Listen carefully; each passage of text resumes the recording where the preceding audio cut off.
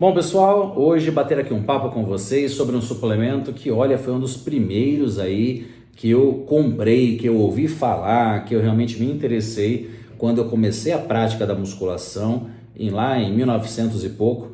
E com certeza, mesmo você que começou a treinar ali mais tarde, né, não tanto tempo assim, se deparou com esse suplemento e teve dúvidas: tomo ou não tomo? O que será que isso faz? Será que ajuda? Será que não ajuda? Estamos falando aqui dos BCAAs. Mas antes de entrar aqui mais profundamente nesse tema, lembrando, tudo é multifatorial, seja ganho de massa, emagrecimento, melhora de performance. Quando eu falo performance, eu falo de performance na acadêmica, no trabalho, na academia, performance sexual, energia como um todo. Então não adianta aqui pensarmos sempre apenas em um suplemento como a base para algo tão complexo assim. Ah, se eu tomar BCAA eu vou ganhar músculo. É uma bobagem falar um negócio desse. Ah, se eu tomar o BCAA e uma dieta hipocalórica eu vou emagrecer sem perder músculo. A gente está falando também de algo com vários fatores, depende da ingestão calórica, da combinação entre gasto energético e ingestão, a presença dos nutrientes em si, carboidrato, proteínas, lipídios, vitaminas, minerais, enfim. Mas isso aí vocês vão aprendendo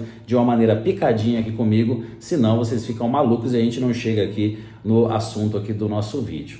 Bom, estamos falando aqui de um suplemento que é composto de 3 aminoácidos muito especiais, que são ali essenciais para o nosso organismo: valina, leucina, isoleucina. E para abrir a mente de vocês, às vezes vocês compram um whey protein e está lá escrito, contém BCAA. Nossa, esse aqui é muito bom, tem BCAA. Pessoal, todo whey vai ter BCAA. Assim como o ovo, o frango, a carne, o feijão, a lentilha, grão de bico, enfim, leite, derivados de leite. Então nós temos aqui a presença de BCAAs em qualquer alimento que seja fonte de proteínas. O que acontece? Esse potinho com comprimido ou, mais recentemente, em pó, até BCAA na forma líquida a gente acaba encontrando muitas vezes, não é tão comum, mas também encontramos. Então esse suplemento é a forma isolada desses 3 aminoácidos, principalmente aqui a leucina é o aminoácido mais anabólico no que diz respeito aqui à síntese proteica, mas ela sozinha também não teria aqui a sua atuação de uma maneira sensacional. Ela precisa também da presença dos demais aminoácidos na nossa alimentação. E isso nós fazemos como?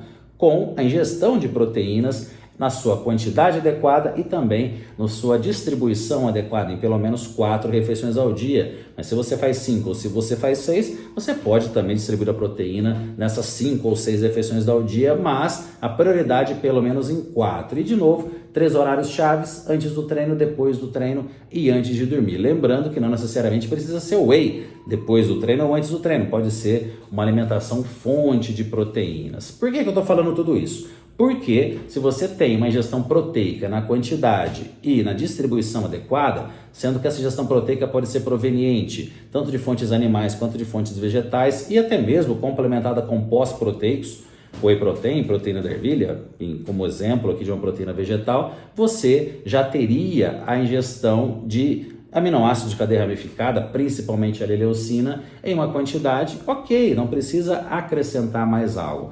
Uma comparação que eu acho muito didática com relação aos BCAAs é, olha só, você imagina um dia, você mora numa casa e o jardim da sua casa é cheio de flores e está chovendo. Aí na chuva você resolve, não, eu vou aguar minha plantinha. Aí você pega lá sua cantoneira cheia de água, vai lá debaixo da chuva e rega a planta. O famoso chover no molhado, né? É a mesma coisa você suplementar o BCAA, sendo que ele já está presente na sua alimentação e essa ingestão adicional não traria ali grandes benefícios. Pelo contrário, acaba entrando numa situação de desequilíbrio, né? O mais interessante é ingerir a proteína completa ou, se for ingerir um mix de aminoácidos, que ele tenha ali, que sejam completos também, seja completo com relação à presença dos aminoácidos, não apenas aqui no caso de 3. Então, é uma suplementação, principalmente pensando aqui em casos de hipertrofia, ganho de massa muscular, ou até mesmo é uma proposta de emagrecimento onde você deseja preservar, minimizar a perda de massa muscular. Não vemos tanta necessidade, tanta aplicabilidade o uso de BCAAs dessa forma. Muitos profissionais que atuam com endurance do mais alto nível, atletas que competem Ultra Ironman ou uma prova extremamente extenuante, uma prova de mais de 2, 3 dias, vamos imaginar um Tour de France, uma prova absurdamente intensa e uma sequência muito grande, é muito comum o uso de BCAAs nesse caso, pensando em otimizar o processo de recuperação. Agora, isso não acontece para uma rotina de treinamento onde você não vai no extremo do extremo, né? Numa situação bem atípica e bem aguda para que envolve apenas alguns atletas de elite de determinadas modalidades. Poderia aqui imaginar algumas aplicabilidades pensando em recuperação. Vamos imaginar que um jogador de vôlei que está ali numa liga mundial com um jogo atrás do outro, uma intensidade absurda, todo jogo está indo para 5 sets, aquela loucura. Então, em momentos agudos, atípicos, muitos profissionais, eu sou um deles, acaba aconselhando essa possibilidade de uso de BCAAs. Agora, a maior parte das vezes as pessoas que usam BCAAs são aquelas que fazem um crossfit, fazem uma musculação, que por mais intensa que isso seja, a gente não vê uma necessidade para otimizar esse processo de recuperação assim, mas de novo, salvo algumas exceções, onde realmente nós temos ali boa base científica mostrando essa questão de recuperação, mas para atletas de altíssimo nível. Vamos colocar até uma possibilidade, algum fisiculturista que tem um sistema de treino, uma metodologia de treino de altíssima intensidade.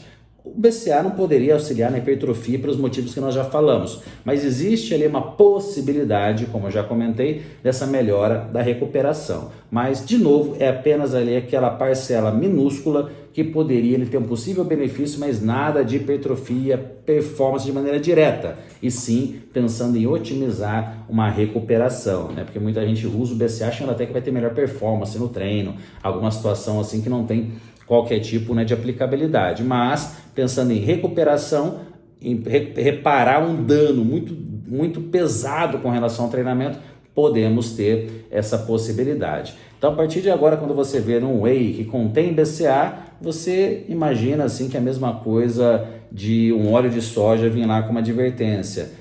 Não contém colesterol, né? É um óleo vegetal, então óbvio que não vai conter colesterol. A mesma coisa, o pote de whey, ele vai conter BCAA, assim como estão pensando em rótulo, o ovo deveria vir no supermercado escrito contém BCAA, o bife contém BCAA e assim por diante. Então, mais uma vez, o mais importante falando de aminoácidos isolados é você ter uma ingestão de proteínas de uma maneira em quantidade adequada e em distribuição adequada e apenas em usos pontuais numa nutrição esportiva da elite realmente de atletas que nós lançamos mão desse suplemento tão popular que está aí nas prateleiras há pelo menos uns 40 anos, né? Sem dúvida alguma é um dos pioneiros da indústria da suplementação alimentar. Espero que tenha gostado, que realmente dificilmente nós vamos falar esse suplemento não presta para nada, sempre vai ter alguma aplicação. É que muitas vezes o que acontece, assim como o BCAA, algo que é para uma população muito específica, acaba popularizando e pessoas que não precisam acabam usando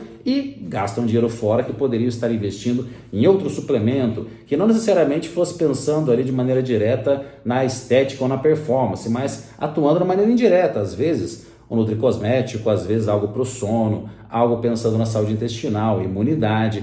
O mundo da suplementação vai muito além do que pré-treino e pós-treino. Temos aqui inúmeras possibilidades quando a visão é sistêmica para estarmos trabalhando com suplementação alimentar. Espero que tenham gostado e vamos seguindo por aqui e acompanhando aqui nossos vídeos, as nossas discussões, os nossos bate-papos, sempre de uma maneira bem descontraída, bem tranquila para você aprender e fixar esse aprendizado e colocá-lo ali no seu dia a dia. Valeu, pessoal!